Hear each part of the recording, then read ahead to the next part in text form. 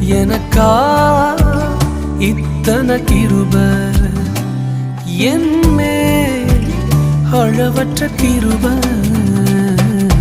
என்னை விட எத்தனை பேர் தகுதியாக இருந்தும் என்ன மட்டும் கிருப என்று தேடி வந்ததே.